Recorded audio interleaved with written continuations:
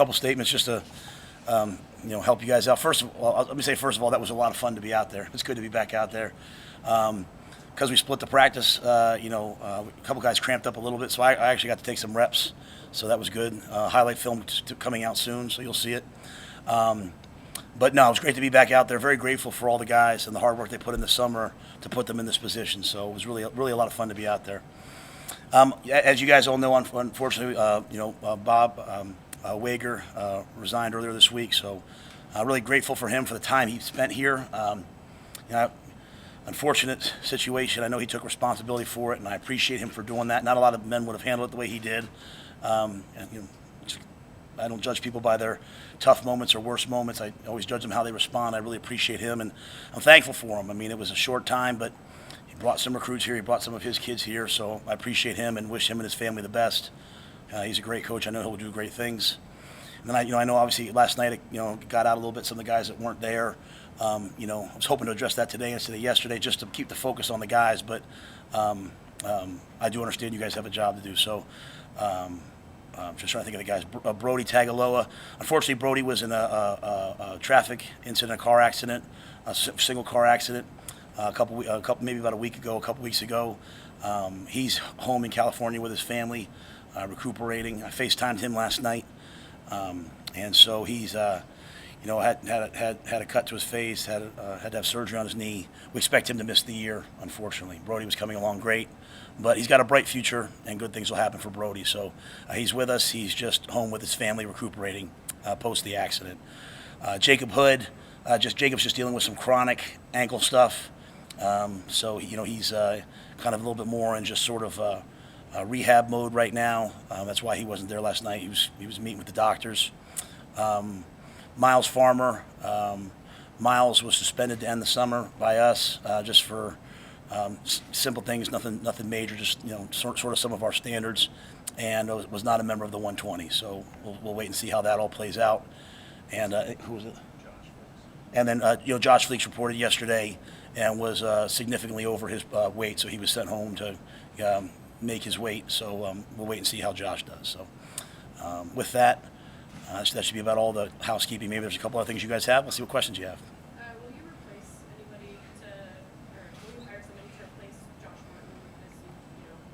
Yeah, we've talked about it. We don't want to move too quickly. I mean, I don't want to. I always say hurry up and wait. I don't want to rush.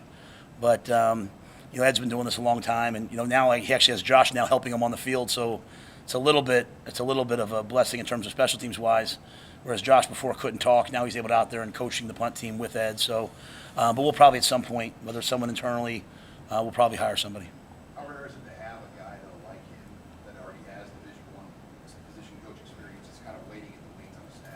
Yeah, when we first hired Josh, I remember one of the analytics companies, sending me hey, great hire and all the things he had done, and we've just been nothing but impressed with Josh since then.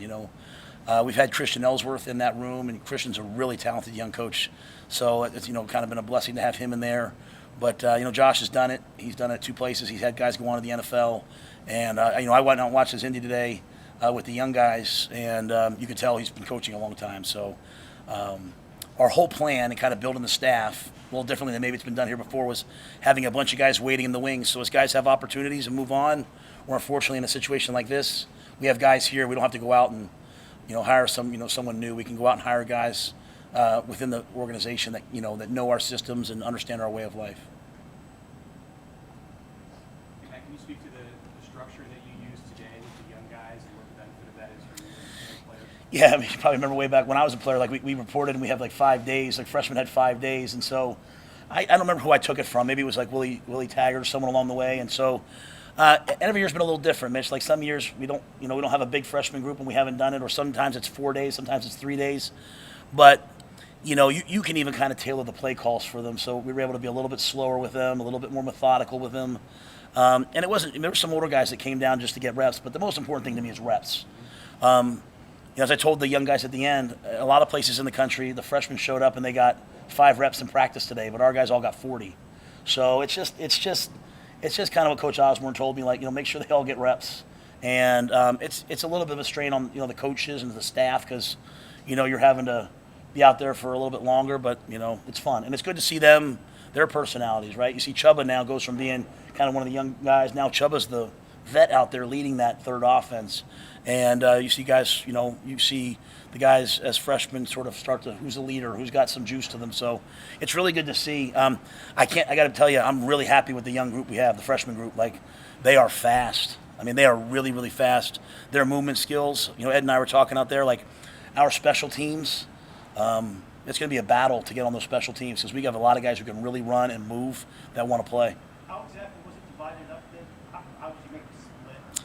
Yeah, we tried to divide it as close to half as we could, right? So if we had, I'm trying to think of like we divided the wideouts. I think we divided them like 9 and 8 or 8 and 8. So it wasn't only the young guys; just most of the young guys were in the young group. Some older guys had to go down and help out, but for them, instead of running with the second group and they get to run with the first group, right? So we tried to divide it even. We had 18 offensive linemen available today, so we went with 10 in the first group and 8 in the second group, and those guys in the second group just had to rotate through.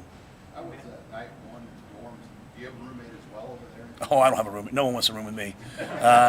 I'll be honest. First of all, I'll say this: like the dorms are really nice. Okay, like I was kind of hoping for like a little bit more of like a cot. No, when they had air conditioning, I was like, this doesn't count. But so credit to University Housing. It's really a pretty place. And I'll just say I really appreciate, and I really mean this, the housing people because they've bent over backwards to help us, and I love it. Now I'll say I'm cheating. Okay, I have married housing over there, or like the RA's room, so I have a little bit nicer room than some of the ones I saw on social media yesterday. So I feel a little bit bad, but not that bad. But yeah, it was really nice. It was so much fun this morning to kind of wake up and just walk over there and walk through East Stadium and come right to work, man. It was pretty cool. How many people are in the dorms right now? So even some guys that are like, some guys are not in the 120, like Buford and Mashachak and those guys, but they're here rehabbing. So we probably have like 125 players, maybe 124 players. Our entire strength staff, so whatever that is, 8, because it's including the interns, and then all the coaches, except I told our 2 coaches over 60 they did not have to stay, Ron Brown and Coach McGarry. They might be staying in there, I don't know, but I told them they didn't have to. And then a couple trainers and an ops person. So we probably have 160 people in that dorm. Why is it so important to you to do that? Well, I want our whole team to get comfortable being uncomfortable, right? Like they're not allowed to leave campus without permission. Like we told them, like, don't tell me your dog needs walked or like you're here. So I think for me, it's like we just have to get comfortable with new things. But more importantly, like we're trying to build brotherhood, right? And so we're trying to build the sense of common purpose by getting to know each other. So having those guys over there, Gus and his people put a bunch of board games and cards, hoping that they'll maybe get off their phone and talk to each other. And then, we don't just play for ourselves. We don't just play for the football team. We play for the University of Nebraska and the state of Nebraska. And so returning to the heart of campus to me is really important. So I think it's that. And so it kind of divides camp up, right? You're in the dorms for 2 weeks. Then you have a week of kind of being at home coming in. Then school starts, and then we have 10 days before the first game. So sort of this 2-week grind. And, I thought the dorms would be a little bit harder. They're pretty nice. What's the timeline on Farmer in terms of like what you want to see from him and how quickly could you get back? I don't know. It's just kind of day by day, like I said, I love Miles. He's a competitive kid. It's so hard when you have a new coach, right? And they have different standards than you're used to. So I get that, right? We've been patient with a lot of guys, We'll see what happens with Miles, right? We'll see what happens, and we'll see. Like I said, the ball's in his court. I mean, would love him to be here, but whatever he wants to do, I respect him as a man. So whatever he decides, I understand.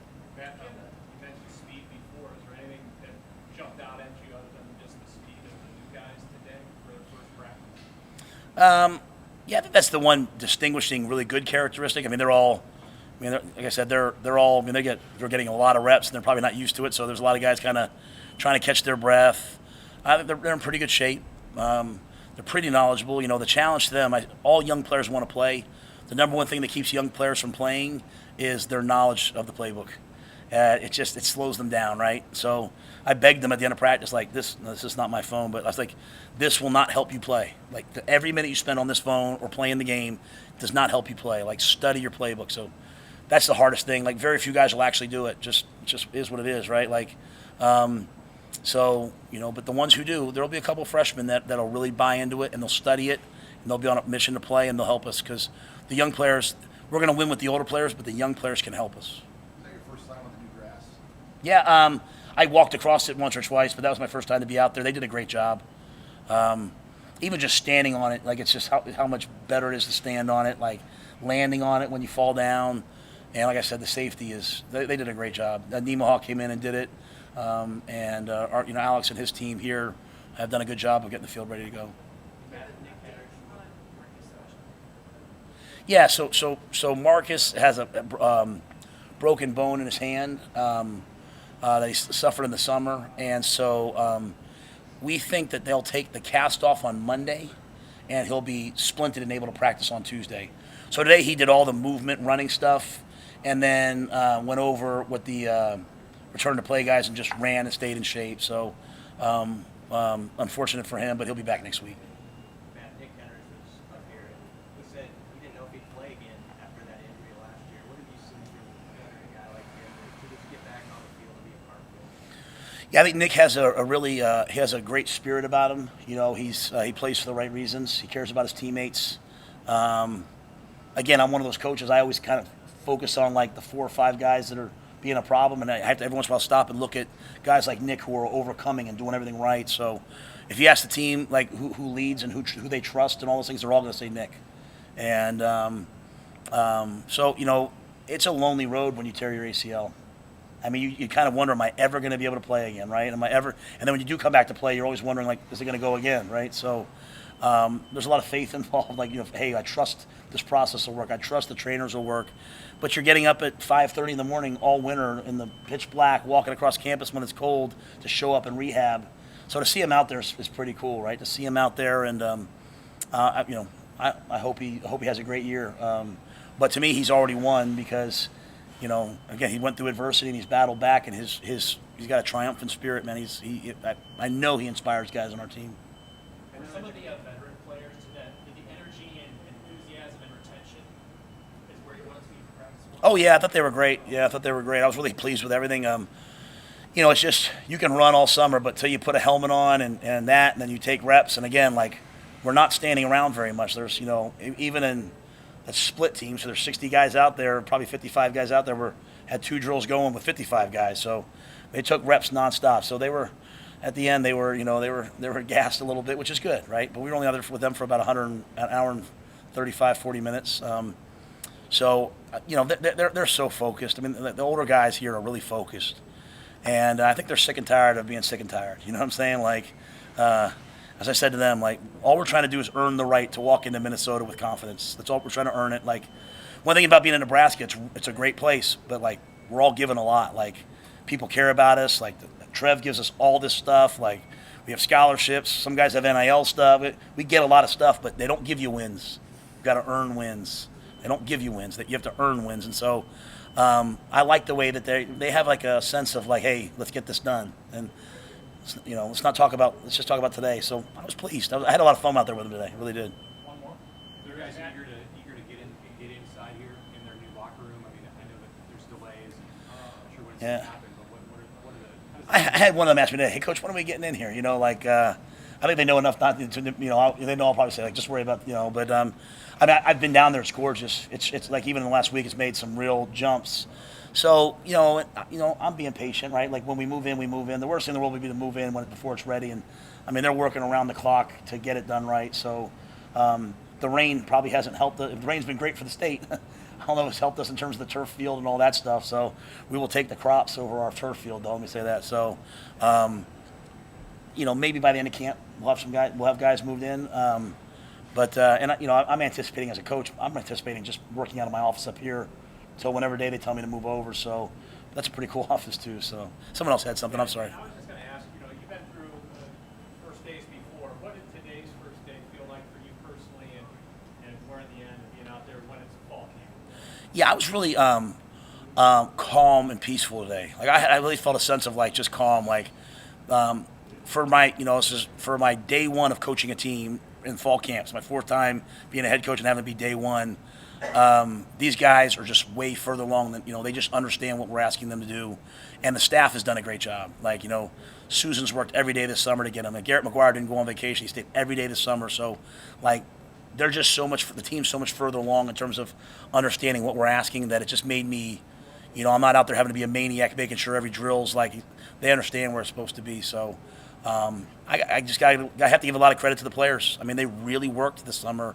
And I'll say one thing. I think Billy spoke today, Billy Kemp. Like he's an edgy, tough, feisty dude. Like someone wants to jump me, and I see Billy. I'm saying, hey, Billy, will you help me out? Like he's a guy I'm taking into a dark alley with me. But I watch him out there with the players in the summer, and I watch him coach those guys he's always pulling a guy over and saying, hey, let me talk. So our young players are pretty much further along because of the culture of our older players here, and I really appreciate that. All right, thanks, guys.